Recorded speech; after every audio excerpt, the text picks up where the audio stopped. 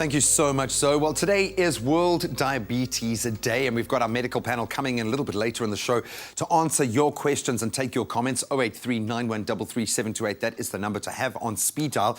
But let's set the tone right now. We're about to hook up, or at least Kat is sitting in the kitchen with Woolworths registered dietitian Cindy Chin.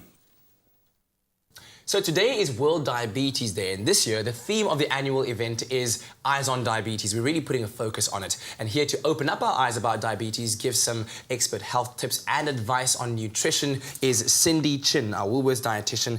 Thank you very much. It's always such a comfort to have you in our kitchen to be talking to us about these health issues. Thanks so much. Nice to be back. And diabetes, something that is personally affecting my family right now. My mom was recently diagnosed with diabetes, and so it's so important for me to understand so much more about it. So let's talk about World Diabetes Day and why it is such an important annual event. I think the main thing for us, especially at Woolworths, is just to support the campaign and to raise awareness. And by raising awareness about the extent of this global epidemic, to hopefully catch people earlier so that they're diagnosed earlier, or even prevent the onset of diabetes, which is possible if you're living a healthy lifestyle and eating a healthy diet.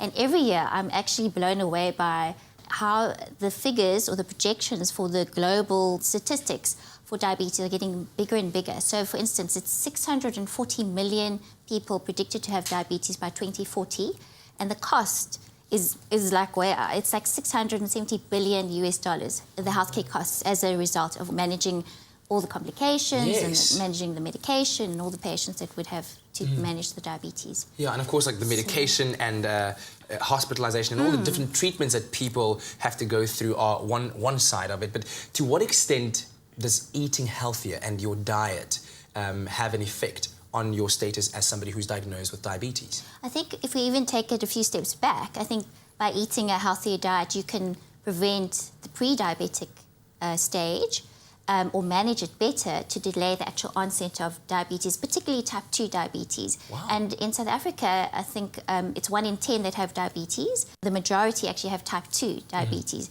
So if we could actually step in at an earlier stage, then we could then prevent that progression. And so healthy eating can actually play a major role in that for children. What's also fascinating is that in low and middle income countries, diabetes tends to be in the majority of people below 60 years of age, whereas in first world countries, it's actually the opposite. There are more people with diabetes that are over the age of 60. That's very interesting. Yeah, it is. And it's actually a bit worrying because if the youth are the ones that are affected by diabetes, then it could really cripple you economically in the future years to come. And so to that question, then I guess you ask about, what about sugars? One of the most controversial ingredients in the world. Is it a statement to say that completely cutting out sugars will drastically decrease your chances of being diabetic? I think it's a bit of a myth that eating sugar directly causes diabetes. Oh. It's more of an indirect causation. What we know is that sugar is easily, in the forms that we have them, whether it be sugar-sweetened beverages like fizzy drinks, or in the kind of processed foods that we eat, it's very easy to consume excess kilojoules in the form of sugar. And that excess in kilojoules can promote obesity, and then obesity in turn can then lead to diabetes, specifically type 2, which is more of a lifestyle disease. That is the link between sugar and diabetes. It's not a direct link, but there definitely is a strong link depending on your overall dietary patterns, if you tend to eat more sugar than you should be. And of course, you go on any website and Google diabetes and you'll get 10,000 different suggestions of eat this, eat that, cut this out, cut that out. We trust your opinion, and that's why we have you here as our trusted dietitian. In as far as diet is concerned, what are the foods that you suggest we should be taking in more of in order to sustain a healthier life that will, take us away from that situation where you do get obese and as a result of that you develop type 2 diabetes, or just kind of slow down the process or the activation of that in your body? There's so many different approaches that are touted in the media as being the only way, whether it be high carb, low fat, paleo, those sort of diets. It's so confusing. It's very confusing, but if you were to actually examine the diets, you'd see there's actually quite a lot in common. Okay. Because instead of singling out the baddie, like be it fat or sugar, whatever it is, there are actually a lot of common denominators that form the basis of those diets. So all of them have vegetables in them. Some have fruits, but maybe in limited amounts.